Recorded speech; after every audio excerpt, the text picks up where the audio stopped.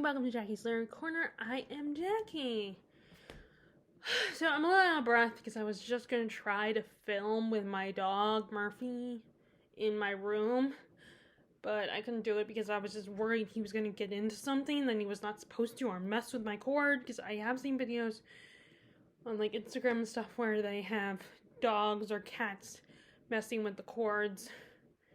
And there was even one video where the dog, it was either dog or cat, pulled the whole computer and started dragging it around because his foot got caught in the cord. So anyway, so I was gonna try to do it, but it just wasn't. I was just getting nervous about him messing with stuff.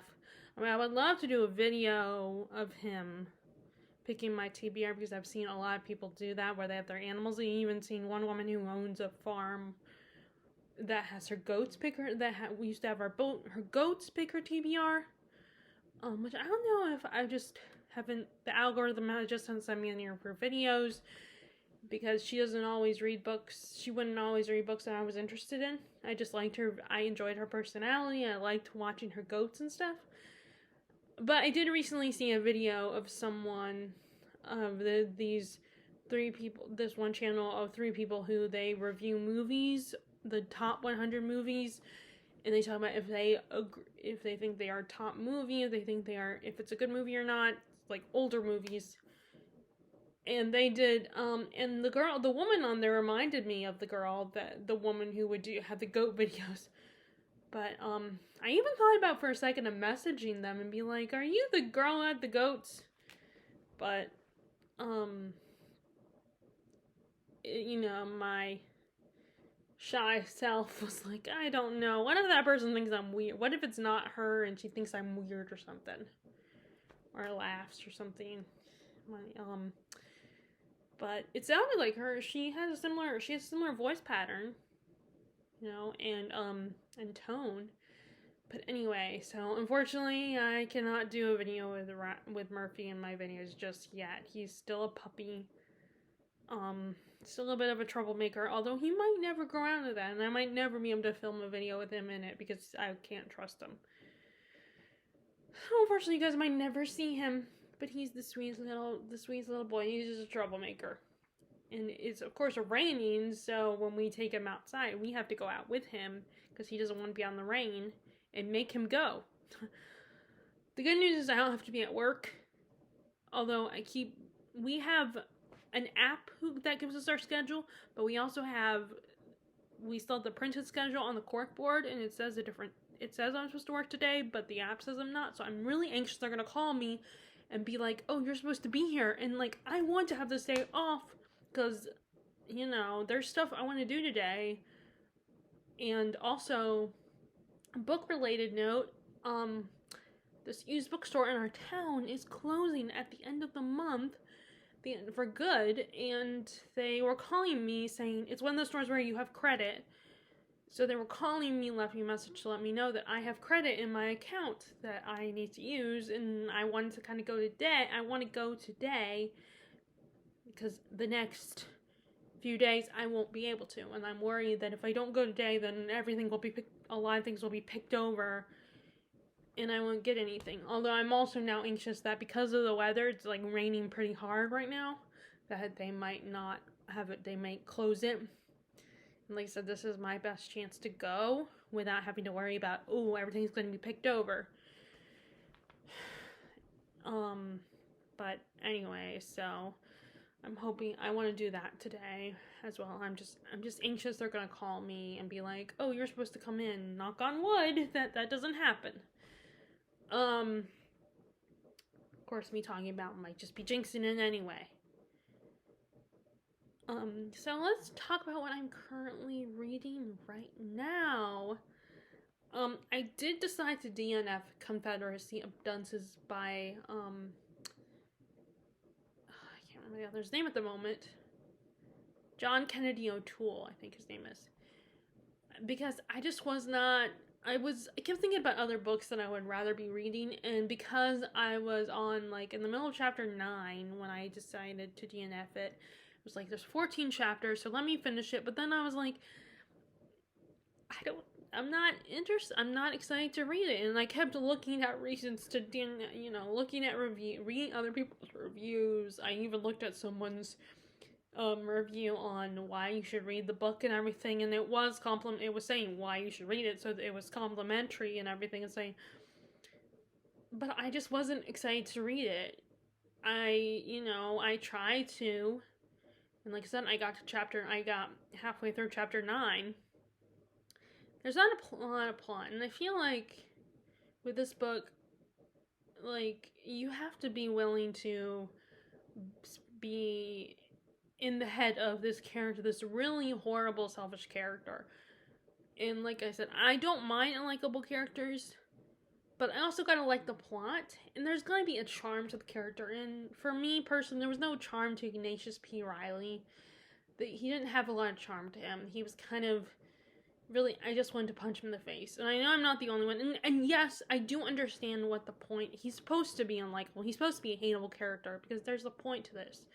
Like, one of the videos I watched, kind of reviewing and talking about why you should read this book and what you need to know before you read it, talked about how he's like an extreme leftist, and then his girlfriend is the extreme right, or no, his girlfriend, he is extreme right, and his girlfriend is extreme left. So there is a political thing going on in the story, because it's about their relationship. And it's a commentary on extremists on both sides, I think. And it's a satire. It's supposed to be like... So I understand what it is and what it's trying to say, or at least, what I think the author intends for it to say. But, satire probably works better for me in film anyway, when I'm seeing it on screen. There's just certain genres that I feel that way about, that I feel like they work better for me when I'm watching them in a movie or a TV show. And maybe even a radio play, if they still did radio plays. Which I guess that's kind of what audiobooks are. But I felt really bad because a lot of people love this book. But also not everybody's gonna love every single book that's, like,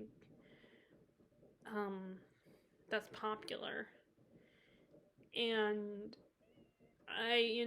as long as I don't, have any people giving me a hard time about it, when how dare you, or you can't appreciate this book. Because what irks me is when people say, oh, you just don't get it. Because I feel like you're telling them they're dumb for not understanding this precious book of yours. Like, I was looking at a review from years ago, and this person they thought it was an okay book, and her boyfriend at the time, she tells the story of how her boyfriend at the time was all like got mad at her about not loving this book because it was his favorite book. And what's even more hilarious about that review is he said, oh, this Ignatius is a genius.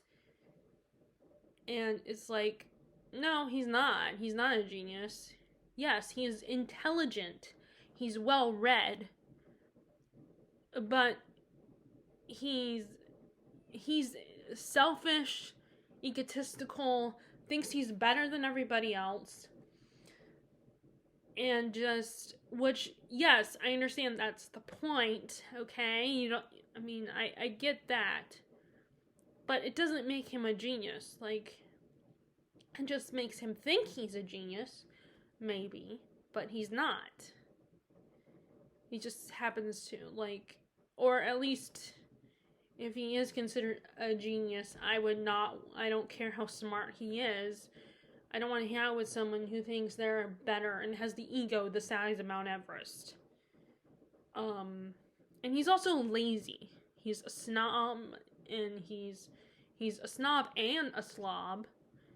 He's just so lazy, and it makes any excuse not to work, or at least have a job where, where he doesn't have to put in as much effort. And it's never anyone else's fault. It's everybody else's fault. It's never his fault when things happen to him. He blames everybody else, either his girlfriend Myrna, who's not even physically in his presence right now. She's far away, and they only exchange letters. his mom, which in a way, yeah, she lets him get away with this shit and spoils him.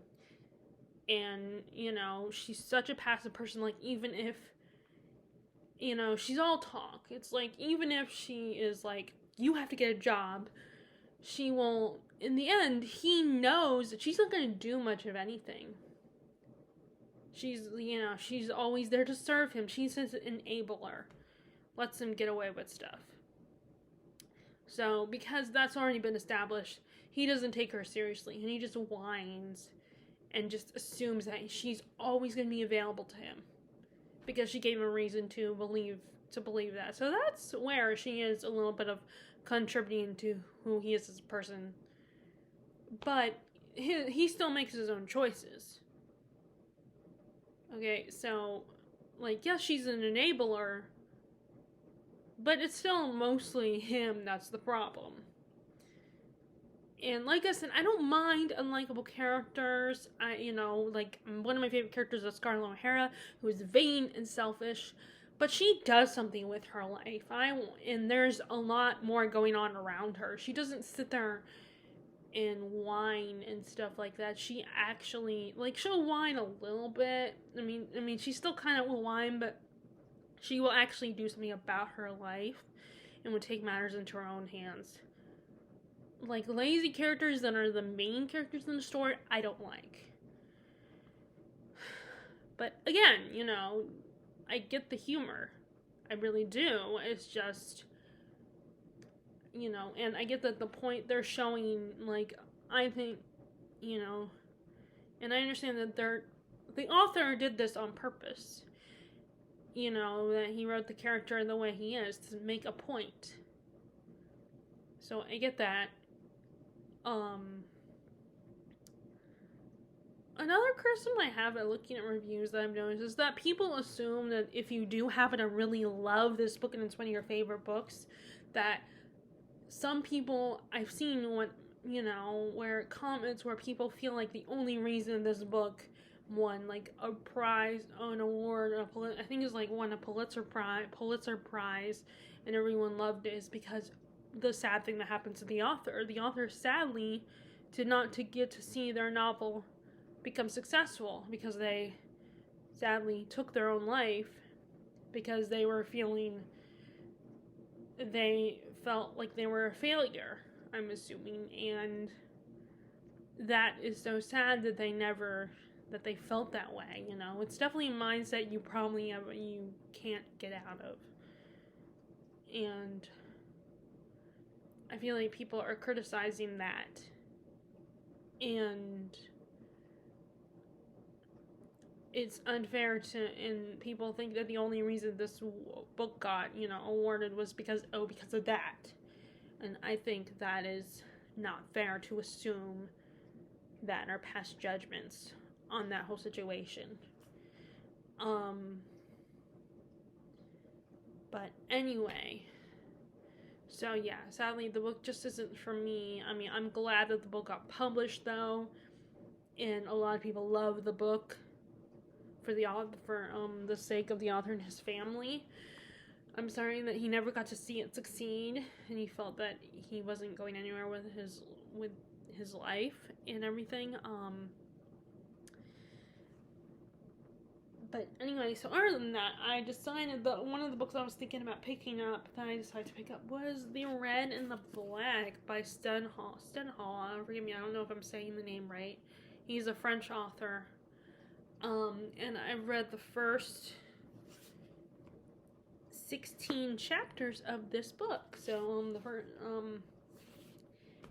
so we have our main character, Julien, and he is a very intelligent man, and his father, who, his family is very poor. His father's a sawyer, or I don't know, like a farmer or something. And he's sending each of his sons into different professions, and, Julien is going to the priesthood, but then, is it the mayor, or someone else, or one of the upper class knows that Julian is very smart. He knows Latin and everything, and wants to hire him as a tutor for his children. And he ends up getting there, and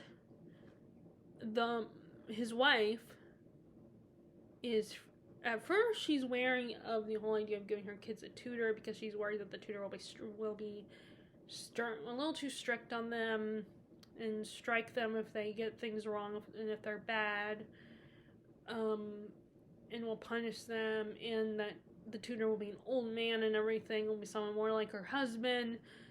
But she finds out it's Julian, who is young and handsome and very shy and charming, and she is immediately taken with him, and the two of them over a period of time are becoming infatuated with each other. And that's what's going on right now. And from what I know about the book, it's Julian is slowly becomes part of the upper class and changes his status throughout the book. So far it's really good. I love the writing style of a lot of these older books.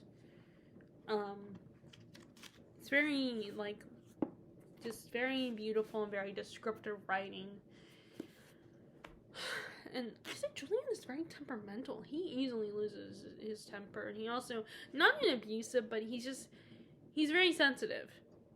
And there's a whole class issue comes into play. Like, he doesn't trust this family not to, judge him or try to, give him charity and stuff. He's a very prideful young man, doesn't want. And meanwhile, the wife, I can't remember her first name, but she's like, there's one moment where he's a fanboy of Napoleon. He loves Napoleon, who by this time is gone. I think this is after that whole war with Napoleon, him trying to take over and create an empire. And he kind of he's, like I said, he's a Napoleon fanboy and believes in Napoleon's way of thinking still, because that allowed someone like him to not have to deal with he would be considered an equal. And there was no, class divide or something.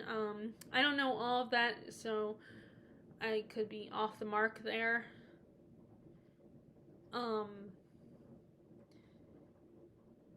But anyway, so he the classes have been reestablished, the monarchy has been reestablished, and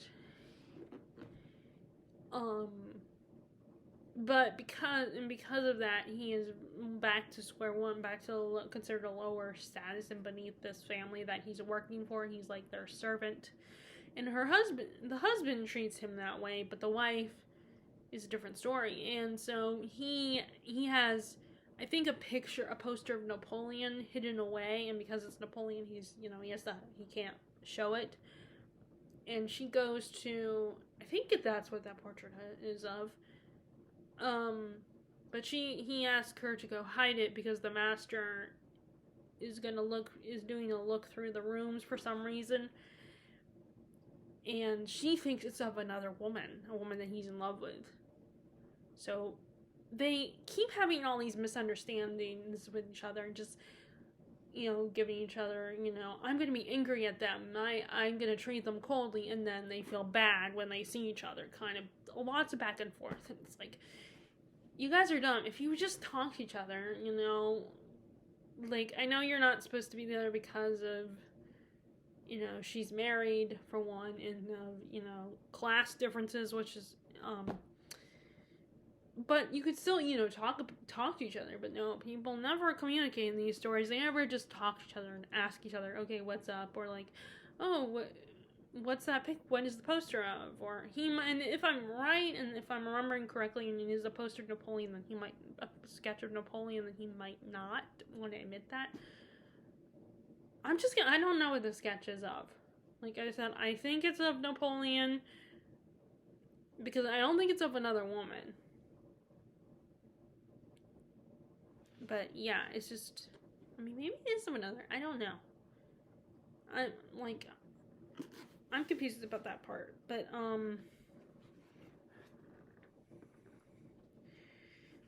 so far, but yeah, I'm liking it so far. Now going by the title, I was thinking it was going to be completely different plot than what I explained it, what it actually is. But I was thinking the red and black refer to, like, you know, politics and country and war and all that kind of stuff. Like, I kept thinking about the song from Les Mis, the musical, the musical where they have the song Red and Black that the students are singing. You know, they're preparing to go into revolution and fight against tyranny and everything. So the title made me think of that, and I was thinking, okay, this book is going to be political turmoil or war or something. But nope, it's just about this guy trying to, get up there in status. You know, find any way to improve his class. Which doesn't make it it's still a good book. It's just not what I thought it was going to be about. Anyway, so, I also started reading the books of Jacob, and the bookmark is coming out. It is March the Mammoths, so I was thinking reading a mammoth. I'm trying to have the mentality of I don't need to finish a book this month. I mean, technically I didn't finish Interview with a Vampire this month, but it's not like I had, but I read most of it at the end of February. I just happened to finish it the first day of the March, so I could talk, and it's not like I don't have anything to talk about, it's just I might not have anything finished. But I still got time. It's like probably the halfway point of the month anyway, so I still have time, but we're going to be kind of busy in the next few days. And like I said, I have been wanting to read some mammoths. But you know it's really confusing though with this book, because the way, and I think it is referenced because I looked at reviews for this book just to see, and I think one person commented on the page numbers. And what's weird is it starts, like, the first page starts with page number, like, it goes backwards with the page numbers. So I found that kind of confusing at first. But someone, I think, said it was in reference to the Torah, possibly. I think that's what I read. Like how those page numbers are backwards or in reverse order. So I don't know how to, like, update as we're on Goodreads and on what is that? Storygraph. I don't know how to update it. I guess I could count. I could see what it would be if it was.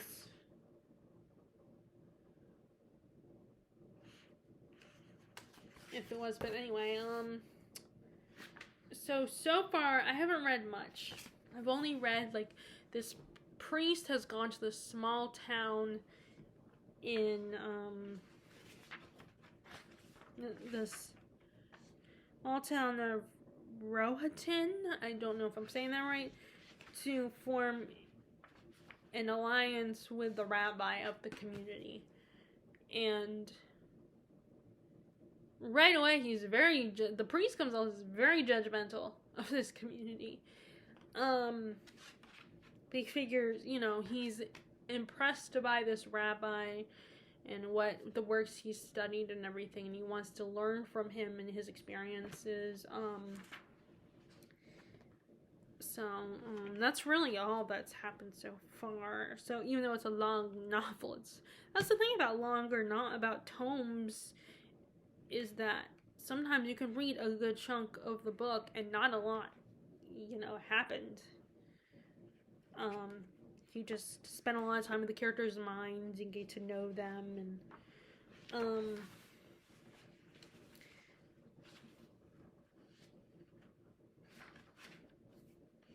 But yeah, this is this is the book that I'm really excited to read. This is one of the books I was thinking about when I was reading Confederacy of Dunces and thinking I would rather read this than that book. Particularly because of a lot of people talked about what they were a lot of the reviews, they got me really excited what this book was about and kind of explaining it, and so that I could, so that people could understand its message and everything, and talking about what this book the theme, it explores Gnostics, which I don't know a lot about that. So I've been doing a little bit of research on that and how I think you do believe there is a higher power controlling everything, kind of thing. I think that's what Gnostics is, because you have agnostics, which are people who don't. I think those are people who don't believe in anything and are like, it is what it is. But Gnostics, I think, believe in everything, or like the opposite. I need to do more research though, so that I can confidently talk about it. But I feel like with some books like this, the books of Jacob, I feel like I do need to do more, get into the habit of doing more research on the books. But I'm just really excited because I do like books about religion, but done in a way that's not preachy, but done in a way that, although I don't know, maybe some people will think this is preachy, but or like super sentimental, like just tells a story but religion is part of the theme. Of course, I am also, a Christian, so I'm not like, don't believe, I believe in everything, so, I am more into books I can appreciate books about religion and enjoy them without feeling like I'm being talked to or talked at.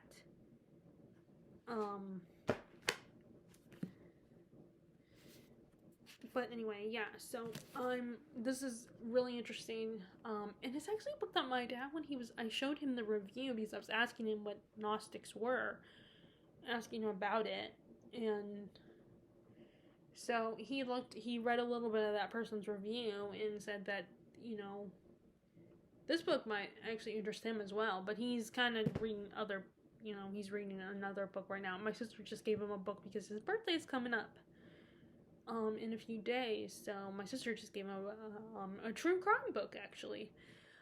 And he's also, there's an author, when he was, going to, one of those last May, when we went to that author event, he met this one woman, Terry M. Brown, I think her name is. She's an author of a lot of historical fiction books, and I have one of her books, Enemy Like Me, and he bought another one by her. We each bought one, and then he got another one by her that also came in the mail the other day, so he's been reading her work as well. But anyway, so I'm reading that one. I also am thinking about picking up Grace of Kings, because I just bought the second book. Unfortunately, my Books A Million I haven't seen them at my Books A Million, but I have seen them at the Country Bookshop, which is the independent bookstore in the downtown area. So I had to go there, and thankfully they have all the books there. So I bought the second book there. Hopefully the third book will be there next time I go. But anyway, I do want to start. So I want to start that series. But then when I went to my grandma's, I also started reading Words of Radiance as well. So there lies the problem. I am still continuing to be in the middle of a lot of books. I also read 2 more essays from the Federalist papers this morning. Let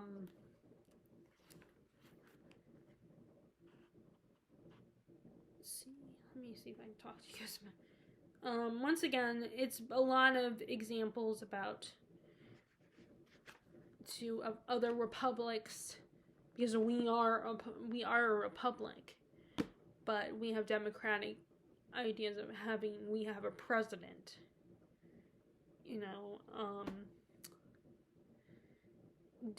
passing our laws, executing our laws.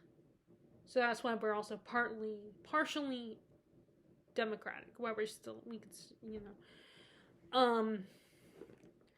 but the Federalist Papers talks about more, examples of other republics and what they have done, and if they, succeeded or if they failed.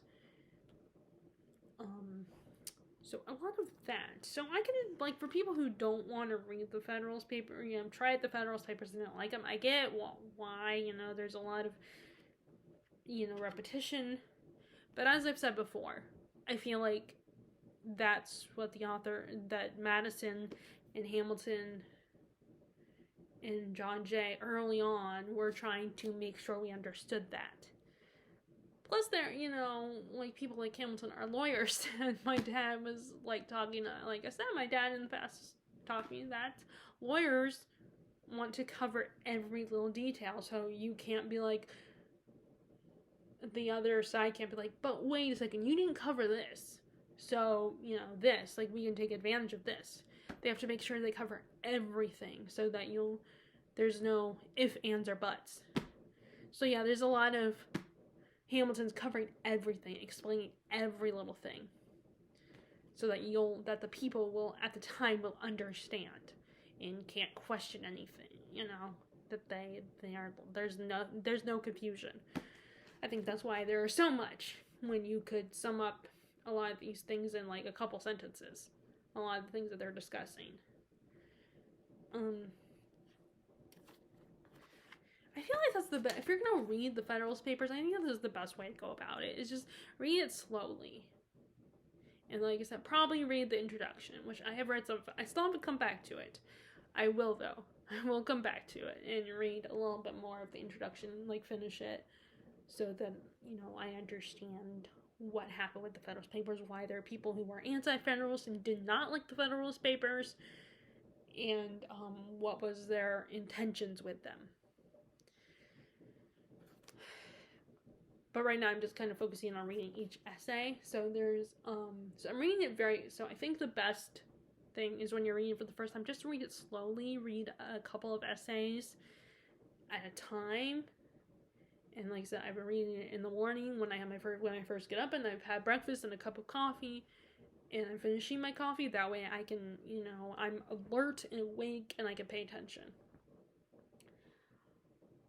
But like I said, I won't bring it with me when I, if we go traveling to visit family, if I'm still reading it, because then, there will be too many distractions. I won't be able to concentrate when I'm reading and being able to understand it. I mean, I still will sometimes have trouble, understanding, so I have to talk to my dad after the fact of what I've read to see it, so he can go over it with me. Because, like I said, there's a lot of work, Hamilton does a lot of elaborating in his essays, and the same with Madison. It's too bad about John Jay, what happened that he didn't get through. He only wrote a handful of essays, but he couldn't finish the other ones. He could not write more than 5 essays. I think it's 5. It was either 5 or 6.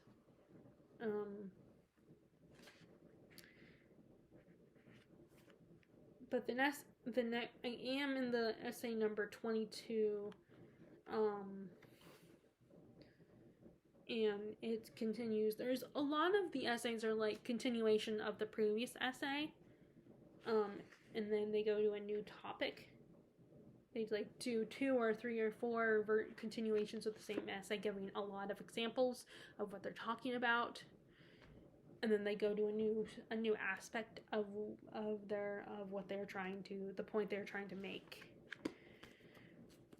So yeah, I'm slowly making progress with this one.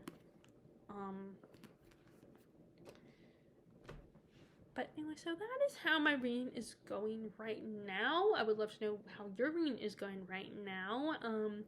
Are you participating, like, as always, would love to know if you're participating in March of the Mammoth, or if you're participating in Middle Grade March, or if you are participating in March Mystery Madness. And then I think there's a Roman Empire readathon because the Ides of March. So I think there's people reading books about Rome this month as well. I am thinking about picking Suetonius's book on, you know, it's a nonfiction on all the different emperors and stuff, like, and it kind of reads like apparently, according to what I've heard, it reads kind of like a gossip column where, you know, the nitty-gritty details of each of the emperors. Or I might read either that or the Rubicon. I'm thinking about reading the book The Rubicon by Tom Holland, not the actor, as far as I know anyway. Just that to me is kind of funny. Like, when I first looked and I saw the name Tom Holland as the author, I was like, wait, and I had to double check, because it's an older book, so there's no way that Tom Holland, the actor, who's like close to younger than me, I think. But that's always funny when you find out that an author's the same name as an actor. You're like, did they write this? Nope, not in this case. Which, like I said, it won't be logical if he did.